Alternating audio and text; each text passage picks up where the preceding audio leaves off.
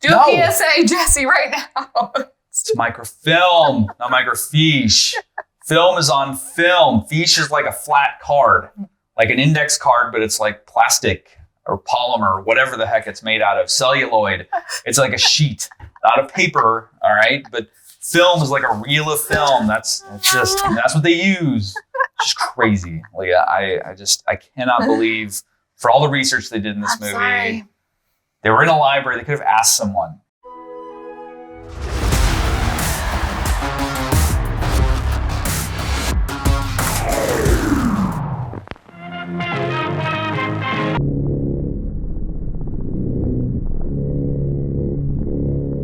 Hello and welcome to Library Grindhouse. The only ticket you need is your library card. I'm Jesse. And I'm Leah. Today we'll be reviewing the 2006 movie Behind the Mask, The Rise of Leslie Vernon. All right, Leah, but first, why don't you hit him with that spoiler-free plot summary?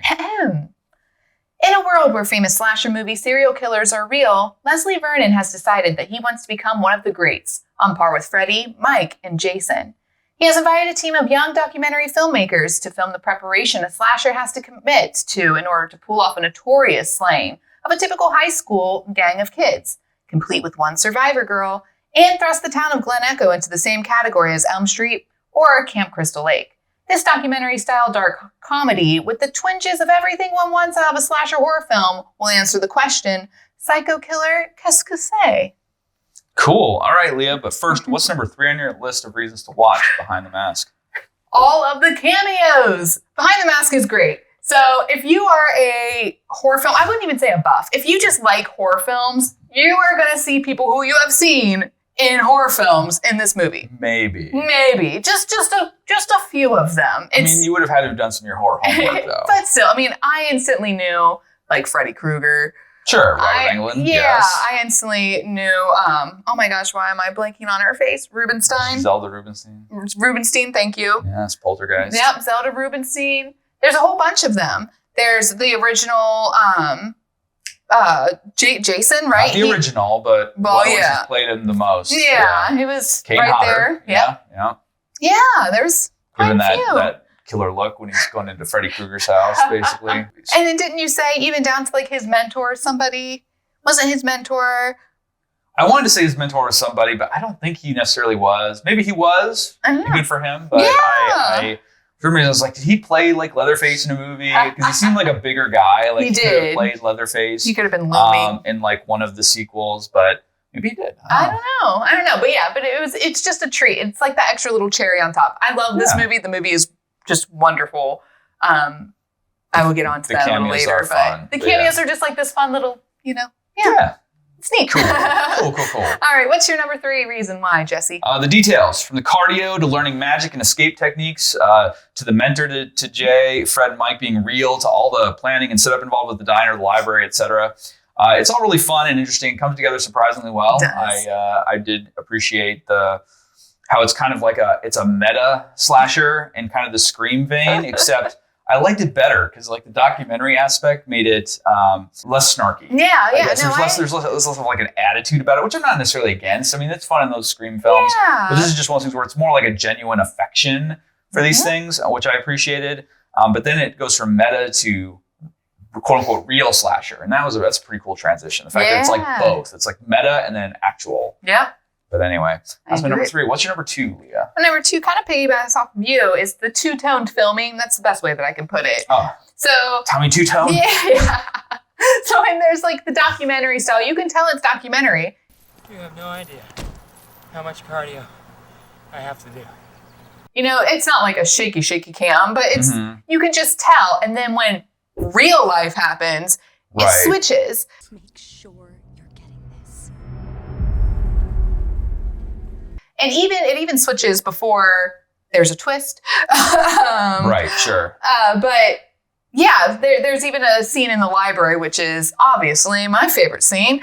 Of course. One of them, but. Of course. But it switches into that same this is a film. It's just 2 different viewpoints. So I thought they did pretty nicely. It is film, not fiche. Man, that library scene. That was 4 stars just because of that. I'm still salty about it. I've been salty about it ever since I saw this movie. I will always be salty about it. Most people do say fiche, though.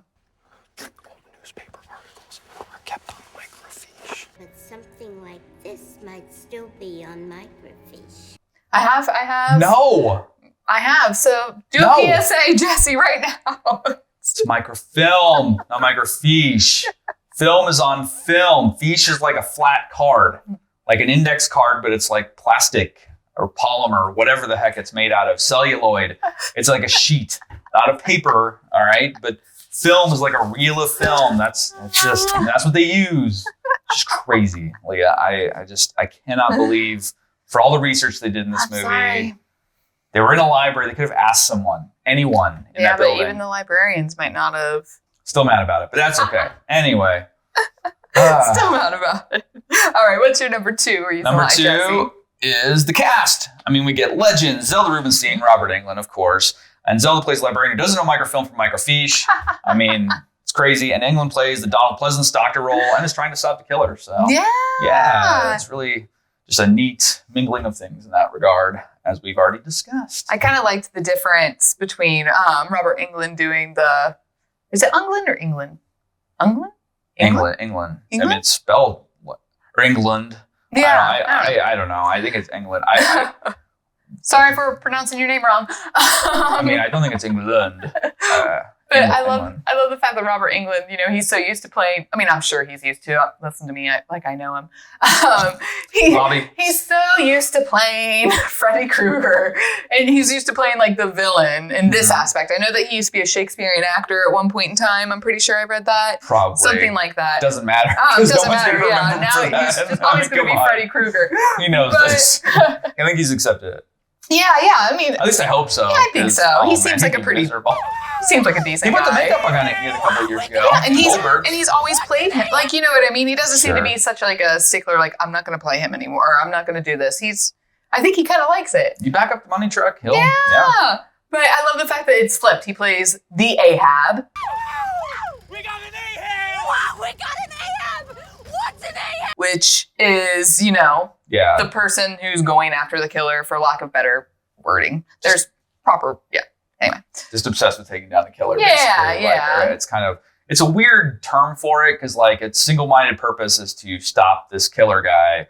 But at the same time, I feel like with Pleasance's character in Halloween, it's like he takes responsibility or feels a responsibility versus I don't know if the character in this movie Behind the Mask feels that responsibility. I don't think he does. I think it's just like this guy came to my practice and blah, blah, and I feel like I have to stop him now. Yeah, it was a little. Which I guess that is kind of taking responsibility. I don't know. It is, but at the same time, I'm like, how long did you see him? I didn't get the idea you saw him a whole lot. But then again, it was Leslie Vernon, so he could have. I guess. But he seems like such a personable person, outside of his business, outside of his trade. I think he was actually grooming this doctor to be an Ahab, and it was just like that could be true. I think it was just like I'm gonna tell you stuff, and I'm gonna make sure you get the idea that I am going to follow through, and so that you will hopefully come after me. And if you do, great. I've got an Ahab. If not, oh well. It doesn't matter. Yeah, I got the rest of my plan. I will say Leslie Vernon is one smart cookie. So he is, and that's part of the fun of it. Yeah, absolutely. It's true. All right, Leah, what's your number one reason to watch this film? Well, speaking of Leslie Vernon, it's Leslie Vernon. Okay, so his whole character is played perfectly. I adore just like his snarky wit, just his little one-liners, just everything about him, even down to just his. I know this sounds really funny, but like his like creepy smile, like he's just so he's like a laughable, lovable goofball.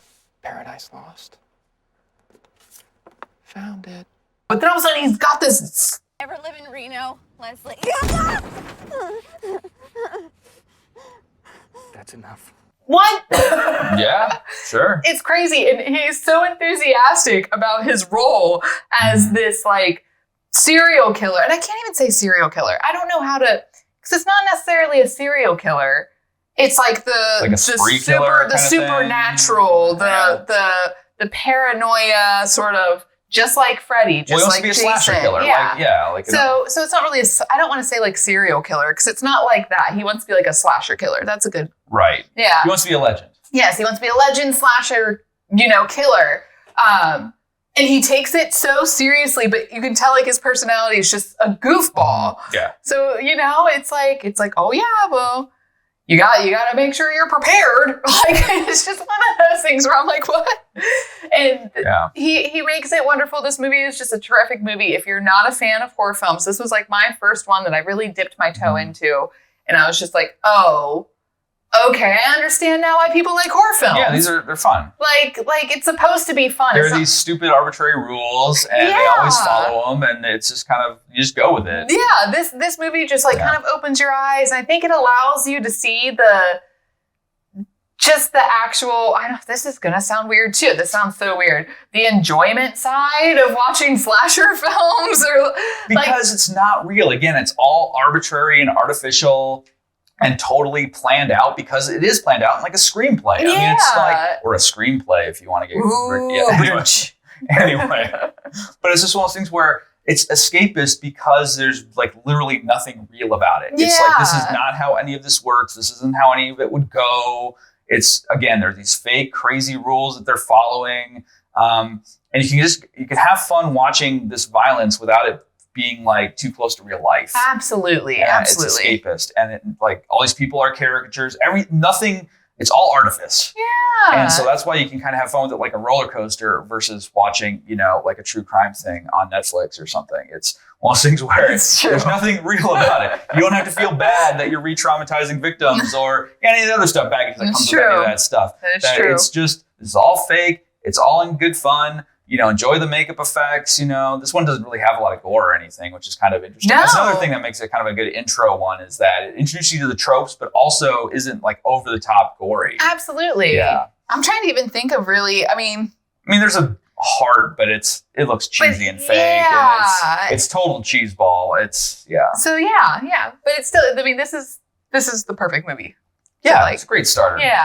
It's on training wheels. It's great. Absolutely. It's on training wheels. All right, Jesse. That's the pull quote on the poster. Slasher movie on training wheels. All right, Josie, what's your number one? My number one, overall gestalt of the movie. It's a crazy good breakdown of the slasher genre while also being a slasher itself. It's way less smug than Scream and way more effective for it. It's also much more effective because we get to spend so much more time with the killer, and we get to know him, and we almost kind of like him. That's the kind of the insidious thing about this movie. And he even gives away everything that will happen, and it works because it's been spoiled. Mm-hmm. Like, it wouldn't work anywhere near as well if we hadn't had the whole thing spoiled for us. And the way everything comes together makes this such a compelling whole that everyone should give this a try. Pretty much everyone. Grown adults who can watch an R-rated movie. And especially since this thing is still pretty under the radar. The age of torture porn, this one had like no chance back in 2006. Everyone was just wanting the most gory, visceral, flesh-tearing movies. Where's Saw? Where's Hostel? Yeah, exactly. This is right in the middle of all that. Hills Have Eyes remake. Like, just the grossest, just gnarliest. And those movies are their own thing. But at the same time, this kind of like cool genre breakdown, it's what no one wanted at the time, and unfortunately it suffered for it. It's so sad because this movie is probably up there in one of my all-time favorites as well. Sure. It's done so well, and I'm so sad that it doesn't get the love. Whenever I bring this movie up, that people are just like, what? It just doesn't. I always got it mixed up with that wrestling movie, Beyond the Mat or whatever, for the longest time. It just have a dude in a mask on the cover, and I'm just like, wait, that wrestling movie? Like, I don't know. It's definitely not. And it's one of those things where, this movie deserves to be found by as many people as possible. And I think it is. I think it has had a cult audience. And it's one of those things where people are still showing everyone. Like, it's like, I remember in the 90s when I was trying to get my friends to watch, Monty Python and the Holy Grail in the early 90s and Army of Darkness. Like, I feel like those movies, like people just weren't watching them, and till later on. Yeah, and then finally, like around the turn of like the 21st century, it's like all of a sudden everyone was like, I already found and discovered those movies and loved them, and it was just kind of fun to see that. But then it was no longer just my special thing. Oh, I'm sorry, Jesse. I'm sorry. Like Monster Squad. I was just ready to say all same those with movies Monster were like Squad. Those are all my special thing, and then I feel like I was part of a small select monster club with these movies, and then the world discovered them, and Anchor Bay has never stopped churning out DVDs and Blu-rays of Army of Darkness ever since. I'm so sorry. I feel like many different versions. That really hit a spot, didn't it? They were my special thing, but Behind the Mask still is a special thing. Like, it's still like under the radar. You can still kind of like it before it was cool. It's been cool since 2006, but I still feel like this is one where it's still a little bit of a secret. Absolutely. This is one where you watch it and then you go and you tell your friends, like, I found this really awesome movie. And the odds are good they haven't seen it. No, exactly. This is actually, and I'm proud to say this because Jesse knows every single movie, I swear. You do most horror films. Like, you have me on movie night, and I showed him this. This is my pride and joy. Yes, you had seen it before I did. This was your special movie that now I have discovered because of you, which is great. That's what you have to do. Like, do some more of that chain reaction, people, because this movie deserves it. It definitely deserves it. Absolutely. Well, those are reasons to watch Behind the Mask, so definitely check it out for free on Hoopla with your library card. For Library Grindhouse, I'm Jesse. And I'm Leah. And we'll see you next time. Bye.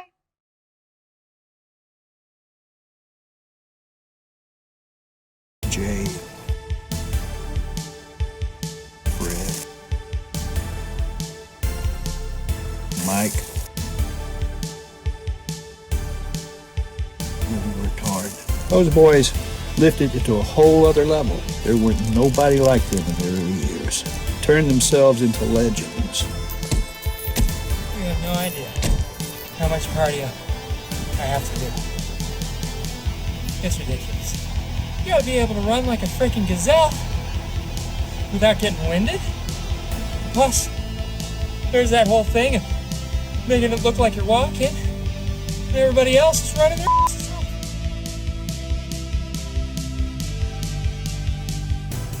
Looks good. All right, let's just see hips. Good. Shake those hips out. I found my parents' engagement announcement. It was the cutest thing ever. Thank you, ViewScan. I had a bet riding with my brother-in-law. He always said that he won a battle of the bands back in 1985. He's known to lie, so I put some money on it. Thanks to ViewScan, I had $20. Thanks, ViewScan. To be honest, my spouse and I were shocked that we could find a house in the current market, and at such an affordable price.